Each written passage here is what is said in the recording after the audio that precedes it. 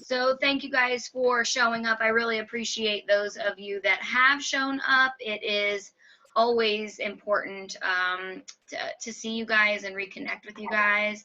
April, I saw your finger just coming up. Did you have Yeah. something to say? FYI, I looked on the YouTube thing, and the last team call that's on there is 5:28. Just an FYI, because I've missed every Thursday because Oh my God, it's workshops doing and something. It's doing if something weird, and I don't know why. I keep loading them, and then they get like in review, but I don't know why they're in review. I wonder if somebody reported my YouTube page. You know what I'm saying? Like if there's like a flag on my account or something, but I don't talk about anything inappropriate. Yeah, like inappropriate content. I'm just an FYI because I've missed so many team calls because of working evenings, overnights. I always work on Thursday now, so I've missed All so right. many, and I'm like trying to go back There's and all see that them. info. The last one that was uploaded was 5:28 ish. Okay, let me I'll look into that tonight after we get off of here and do a double check on what's going on the back end. So we are at the end of the month. There's a lot of exciting things getting ready to happen in July. This is officially the tipping point in the year, and in my experience, in my 5 years of experience with this company, the second half of the year is always better than the first half of the year. There's a lot of things to look forward to. We've got convention, we've got 9 new products being launched, we've got Black Friday coming up and all of the holiday extravaganzas. And for those of you that are new, because we have added 220 plus people this year already to the team, you weren't here last Black Friday. It's 8 or 9 days of deals, and every day is a different deal, and it is hands down a feeding frenzy of orders and sales and so much excitement around new products and things that they're launching and specials that they do. So it's definitely something to look forward to, and I think after you get done watching this team call, you'll understand why I'm even bringing up November, because some of you are like, what, why is she talking about November? It's just June, but we're going to get there, I promise. So one of the things that I've been thinking about, it's something that I struggle with in my own life, is my perfectionist mentality. So I know some of you might feel like this as well. I am a perfectionist, and I used to be a grammar Nazi. I used to like write people up like when they would say the wrong then and or the there and there, you know, I'd be like, I'm not friends with you, you can't even spell. And so I wanted to talk about a side effect of being a perfectionist. That didn't sound good. Oops. Who was that? Who was that? It was me. Okay, be careful, don't cut yourself. He's 17. Do I gotta go rush? That does not sound good. That's hysterical. I don't know what he's got. Mike's got it. Put your flip flops on. Okay. Yeah, right. Get a broom. Come here, Chewy. I know, Mom. Come here, Chewy. Was that all your Here, China? It was just one of my plates. I know this team call is going great so far. This is what I like about our calls, though. You're just living your real life, you know. It's real life. It's real life. Keeping it real. Let me just power through this really quick. So one of the downsides of perfectionism is a procrastination mentality. We get into this idea that if we can't do it perfectly, we're not going to do it at all. And therefore, if it's not going to be 99% A+ effort, 100% effort, we end up doing nothing. And why is that important to talk about? Because it means you're not getting results. And there is something very valuable about doing work, even if it's not your best work. And I heard Bob Heilig say this on one of his podcasts, and it really registered with me, and it has me thinking about it in a new way. He said, 99% effort is 99. A plus effort is what he said. A plus effort is what you expect when you're a perfectionist, but what you should actually be striving for is B minus effort. Because when you hold yourself to a perfection only standard, you end up feeling like a failure, and you feel like you're not good enough, and you beat yourself up about it. But if you spin it and you think that you're doing a B minus effort, that means that you're still positively impacting at least 80% of the people that you're in contact with. And in my world, 80%, that seems pretty good still. And I think we forget that. And he says you want to make sure that you aren't demanding perfection, but you're striving for excellence. So when you're striving for excellence, you're giving yourself permission to be a learner, to grow, to make mistakes. A B is still a passing grade, and it's still on the top end of passing grade. If my kids got B's all on their report card, I would be a happy mama. That's not anything to snub my nose at. But why do I hold myself to this standard of being a perfectionist? And so therefore, I'm not getting nearly as much done because I'm spending an hour longer than I need to working on a graphic to get it just right. I'm spending 30 minutes longer than I need to working on my list to make sure that I got my message just right that I want to send to my potential candidates. And I'm slowing my success down because I'm overthinking every step and tweaking and going back and refining just to get it perfect. But really, it was good enough 30 minutes ago, and I could have moved on to something else. So I want you to pay attention to when you're pitfalling into your perfectionist mindset, because it's slowing you down when it comes to your business. Like I said, I used to be a grammar Nazi, and when I started doing Facebook, I had to let go of that for the sake of cranking out content. So when you see a typo in one of my posts, it's not because I'm an idiot. It's because I'm cranking out so much content. I'm sacrificing the perfect for the good. And done is better than anything else. I just need to get this done. So I got Siri auto correcting me, and whatever. Sometimes I'll go back and change them, but sometimes I just have to pick my battles, and that is not one of them anymore. So pay attention to how long you're spending on one task, and ask yourself if it's because you feel like you're not good enough. You feel like it's not good enough, because that is a false story that you've spun around what it takes to be successful in this business. It's the action. It does not have to be perfect. It will get better over time. Okay, so I just wanted to talk about that. And then the sake of that, I wanted to give you guys a tool that will help you feel more prepared moving forward. So every business does quarterly projections, and they set up plans for what's going on for the next 3 months. This is our strategy. A lot of businesses, professional businesses, make a year plan, then they do a 6-month like review, and then they break it up and chunk it, and then they even break it down even farther into months. All right, so quarters, months, whatever. Well, in our business, it is a very commonplace for us to just wing it.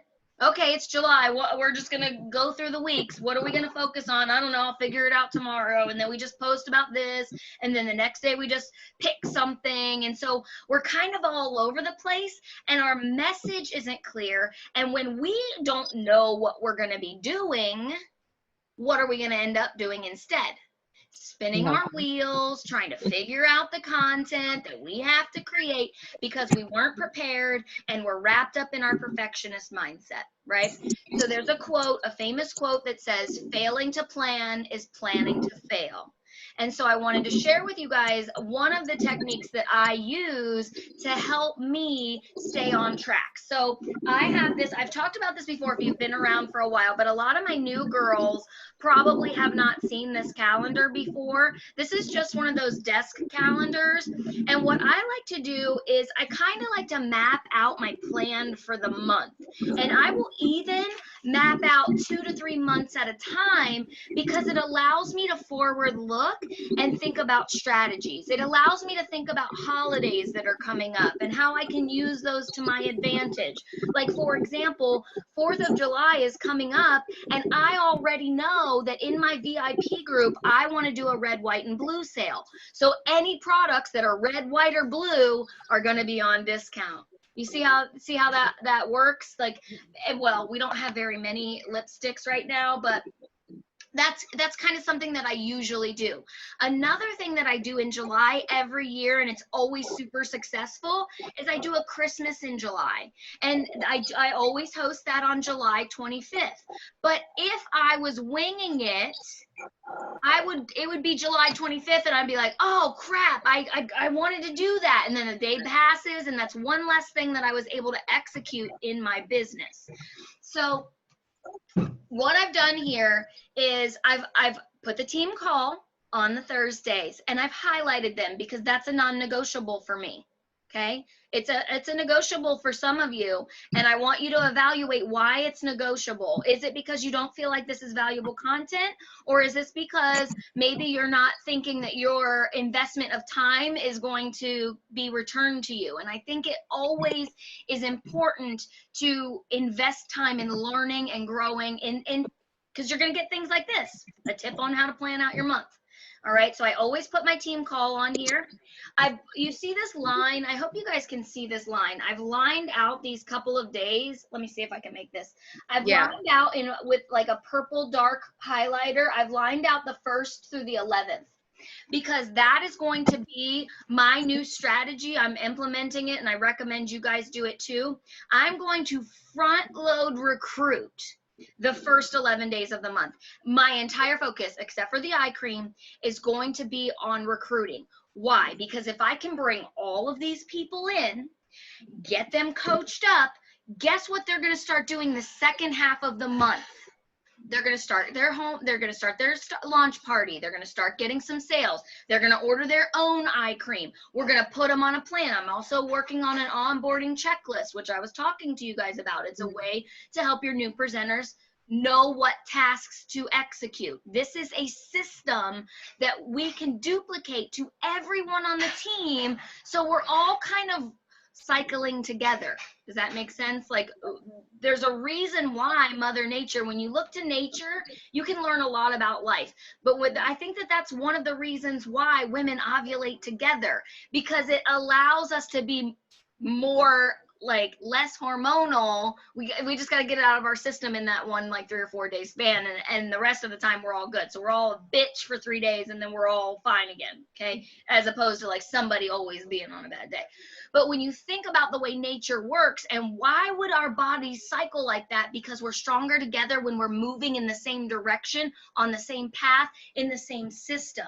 And that's why this system might work for us as a team. So the first 11 days, I'm going hard on recruiting. I want to recruit at least 3 people in the first 11 days of the month.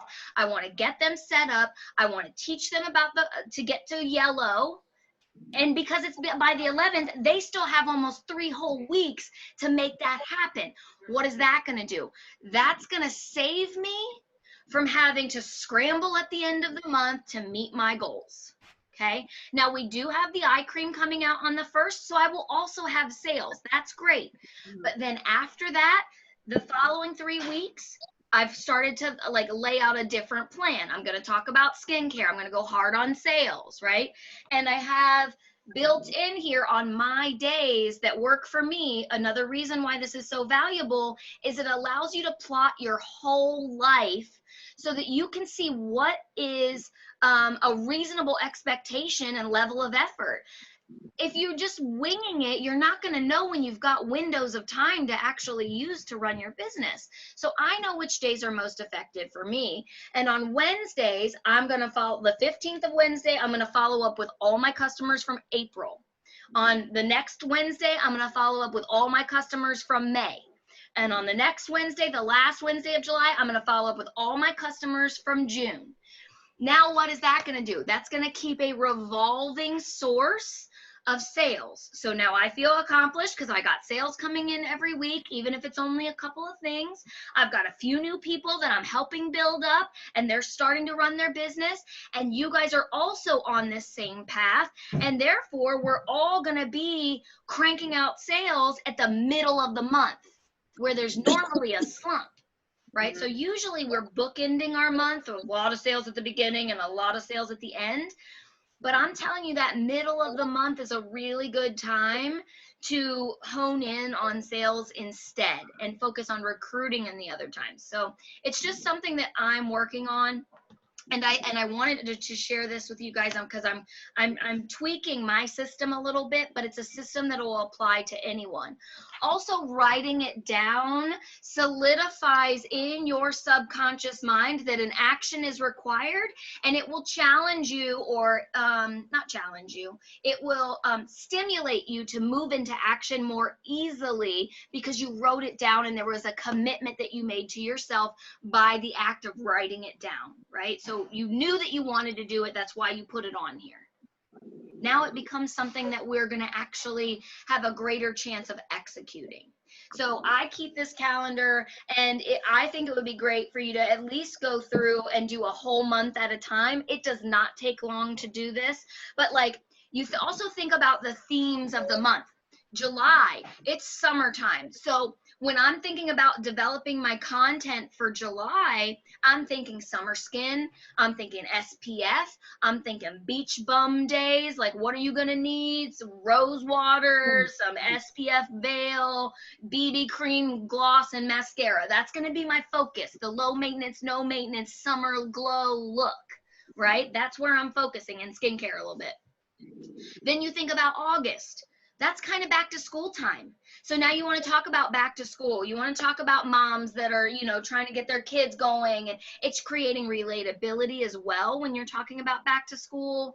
So you think about like the different themes, right? And as you move into October, you've got Halloween, and you could do Halloween looks. And as you move into November, you've got Thanksgiving, and you could do gratitude all month long. And obviously December is Hanukkah and Christmas. And so there are a lot of people just actively buying because that their holidays dictate that they buy gifts. Guess what we have? Something they can buy. But because on some of the other months you were giving them other content, think about value, right? Like, I'm not just thinking about how to get sales. I'm thinking about how to sow so much value into the market that people want to buy from me because I've already given them so much. Does that make sense? So you can see it when you write it down. Where is my value? What am I offering that no one else is offering? My Monday mantras, right? Like, how am I giving to my community? And we talked about this before, the givers and the takers. You do not want to be taking more than you're giving. I had a lady show up in my inbox this week, never talked to her before. I had no idea who she is. And she asked me if I'd post on my wall for her to be entered into a giveaway. No. The answer is no. And I actually did respond, because I'm not one of those people to ignore her, because I hate when people do that to me. I said, how do we know each other? We don't. I'm just trying to increase my network. Okay, well, how about we get to know each other before you ask me for something? Yeah, a little tit for tat, a little something for you too. I got 600 some people on my team. I don't teach any of you to do that. Never, never, never. There is nothing wrong with messaging people and asking people for something, but never ask somebody that you don't even know. Without giving something This is network marketing. You got to network with these people. You got to be mutually invested in them. You got to let them know who you are. They got to be connected to you before you can ask them to buy from you. It's just shameful the level of effort that people are putting out there. That's the laziest form of business, to just spam out these messages, and I hate it. And I think it gives our industry a very bad reputation, and I'm expecting more from the people that are on this team. So if you've been doing that, please stop that. That was a whole sidebar because that girl ticked me off. But what I am asking you to do is what I like to do when I am going to message people is I go back, and this is on at the end of my month, I just did this for the month of June. I went back to every live and every post, and I right-clicked on the people's names that liked, commented, or shared. I right-clicked, opened up their profile page into another tab. By the time I was done just going through, I had about 80 tabs open. And so my ADD started, my OCD was like, "Rrr." But what I started doing was just systematically going through, sending out messages. Thank you so much for all your love and support. I know things are crazy in the world. I'm just thinking of you and I'm hoping you're well. And I just bam, bam, bam, bam, bam. So I spent an hour sending out love. Do you know how many people responded to me? Like 40. I like the ratio of return of effort is so high when you move from gratitude and you do it strategically, messaging only people that you've actually interacted with. That's where the money is. That's why they say money is in the messenger. Money's not in the messenger if you're just cold messaging people that you've never talked to before. All right, so that's the system we need to be buying into, creating relationships. If you want interaction on your posts and on your lives, start interacting.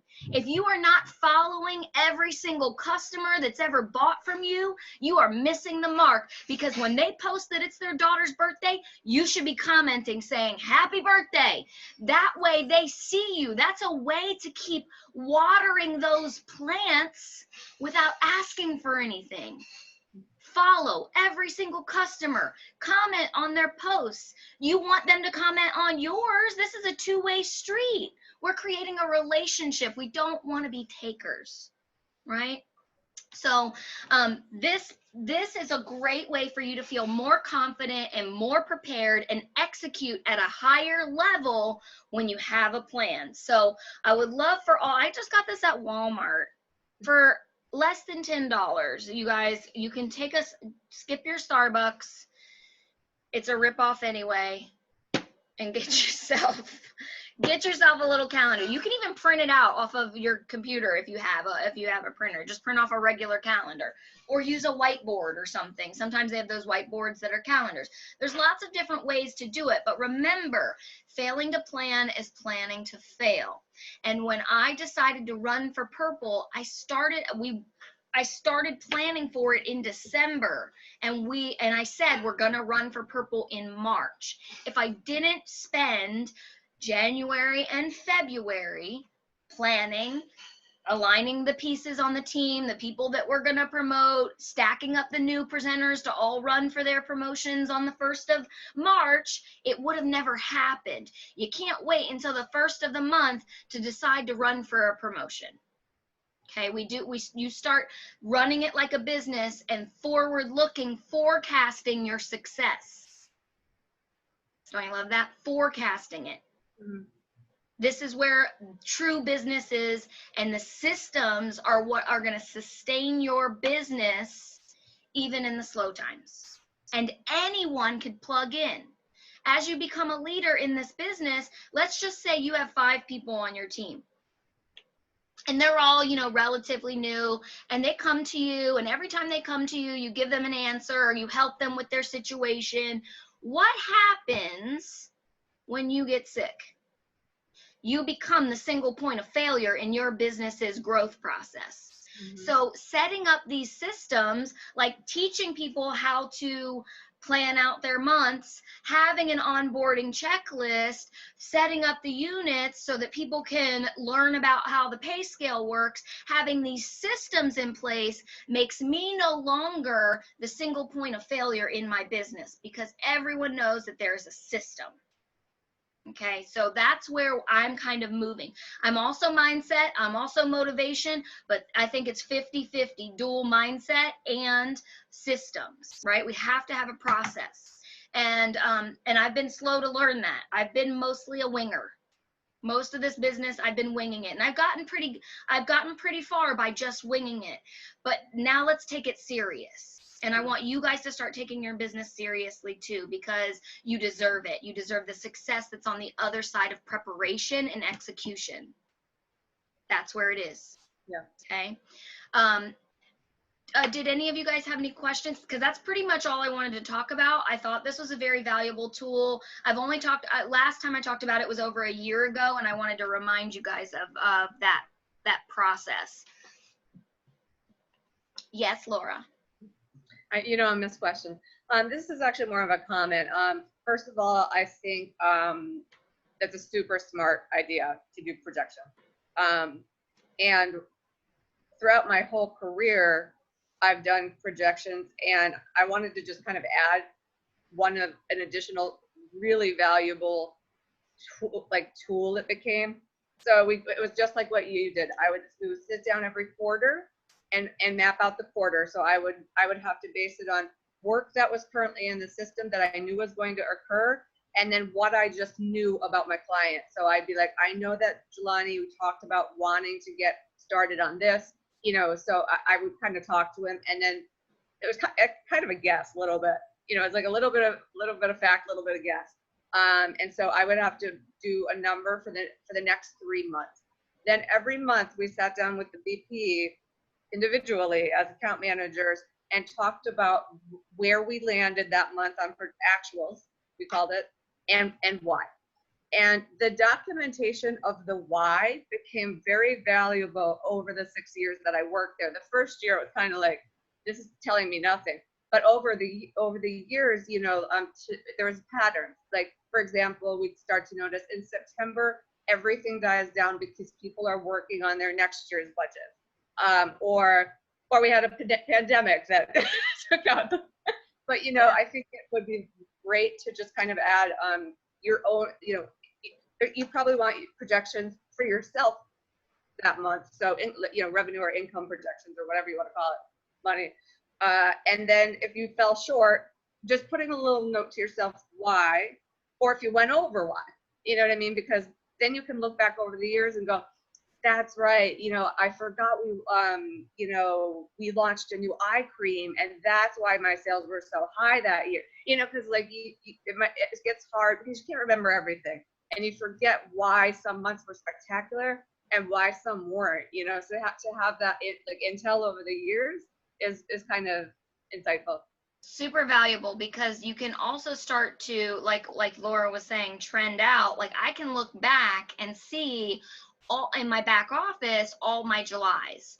I can go back and I can see July of 2015 when I first started, and every July up until that point. So then I can, if I had this or these notes, I could go back, like Laura said, if I had this system in place earlier, it would have benefited me, because you should reconcile. You should note that you did a vendor event that was rained out, and then the next year you did a vendor event that was sunny and you sold $3,000 worth of stuff. Like, that means something. Do you still want to do the vendor event? Check the weather first. Yeah. So it helps you strategize and plan with a clearer head. And also it allows you room for growth. When you go back and you look at how you executed, you can say, what did we do well and what can we improve on? Mm-hmm. Don't use it as a chance to beat yourself up. That's the focus. That's where growth happens, right?